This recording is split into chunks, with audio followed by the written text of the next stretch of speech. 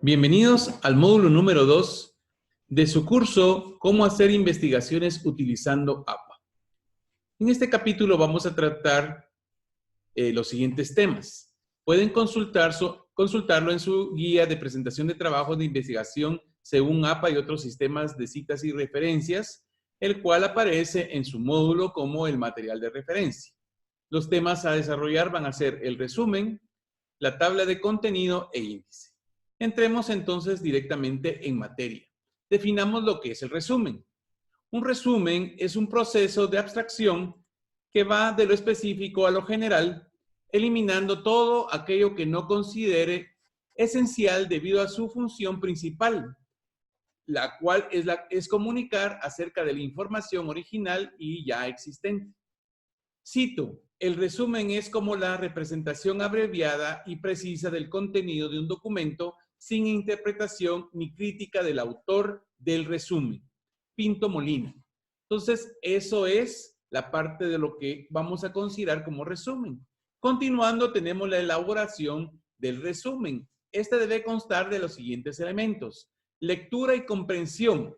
Debe realizarse como mínimo 2 lecturas. La primera para familiarizarse y la segunda para conocer la estructura del documento y para analizarla. Análisis e interpretación. Aquí el texto se divide en párrafos para seleccionar las ideas principales. Luego deben ordenarse jerárquicamente de acuerdo a su importancia específica. Síntesis y producción. El contenido original se reduce a unas cuantas líneas que deben expresar la información esencial del texto. Redacción. La producción del resumen no admite comentarios personales. Debe incluirse el planteamiento, el desarrollo y conclusión. Su extensión varía de 1 a varios párrafos, dependiendo del tipo de resumen. En este contexto, el tipo de resumen que se utilizará es informativo, cuya extensión oscila entre 100 y 200 páginas. Veamos lo que es un decálogo de estilo para redactar el resumen. Utilizar operaciones breves. Redactar en tercera persona. Utilizar oraciones en voz activa. Evitar adjetivos innecesarios, frases inútiles y palabras ambiguas. De preferencia, redactar el resumen en un solo párrafo. Indicar la categoría del documento, artículo de opinión, trabajo de tesis, informe de EPS, trabajo de investigación.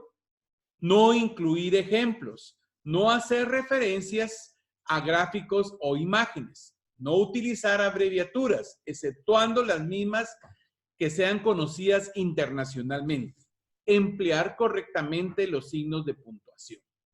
Seguidamente vamos a ver en qué normativas ha reflejado los resúmenes. Existen las normativas ISO 214-1976 y la UNE 50-103-1990, que establecen directrices aceptadas internacionalmente.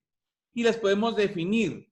Permitir la información cualitativa y cuantitativa contenida en el documento.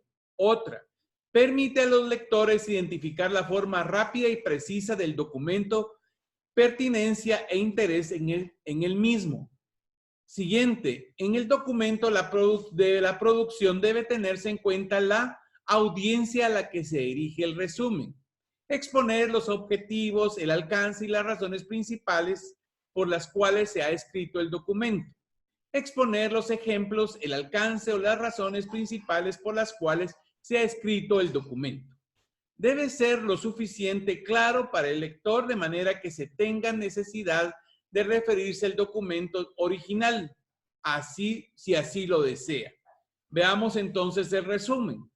Según el manual del estilo de la Asociación Psicológica Americana, el resumen necesita ser compacto y de información, pero también legible, bien organizado, de corta extensión y completo. Asimismo, el hecho de insertar muchas palabras claves en un resumen incrementará la posibilidad del usuario para encontrarlo. Esto es bastante importante. El resumen debe reflejar la organización del contenido del artículo, por lo cual debe incluir una introducción, un método, un resultado, una conclusión es decir, una estructura IMRC. Este tipo de resumen se denomina estructurado, informativo, comprensivo o analítico. Para redactar el resumen informativo deben observar las siguientes lineamientos o directrices. Se escribe en una nueva página. El título va centrado, la palabra resumen. No se utiliza sangría. Se utiliza en un solo párrafo del cual debe tener la forma de un bloque. El resumen no debe extender de 200 palabras, extender de 4 a 10 palabras claves. Ya vimos entonces que ese es un elemento bien importante para poder escribir un resumen. Entonces vamos a compartir nuestra pantalla para identificar y dar el ejemplo de cómo es un resumen. Veamos entonces esta parte de ahí, ¿verdad? Tenemos entonces lo que vamos a definir como el resumen, ¿sí? Entonces tenemos esta situación. Veamos entonces que aquí están las partes del resumen, su definición, su elaboración, su decálogo, su normativa, su estructura, ¿verdad? La tabla de contenido, ¿verdad? Que es la que no hemos visto, pero vamos a ver entonces ahorita precisamente el resumen. Tenemos entonces acá, ¿verdad? Un ejemplo, ¿verdad? Ya directamente del resumen, si ustedes lo pueden visualizar. Primero iniciamos con la I, que nos refleja la introducción. O sea, en estas primeras líneas tenemos todo lo que se refiere a la introducción. Luego tenemos lo que es el método, ¿verdad? Cómo está enfocado nuestra investigación. Luego tenemos lo que es los resultados. Hablamos acerca de los resultados que se tienen. Y por último tenemos las conclusiones. Si nos damos cuenta, entonces, trabajando con la estructura IMRC, logramos crear un resumen.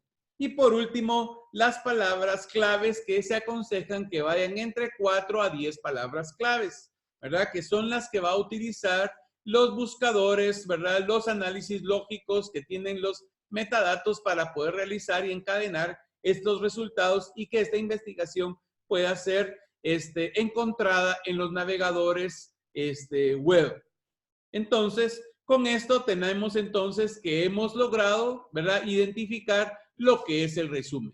En un próximo video, ¿verdad? En el siguiente video, vamos a hablar acerca de la tabla de resultados.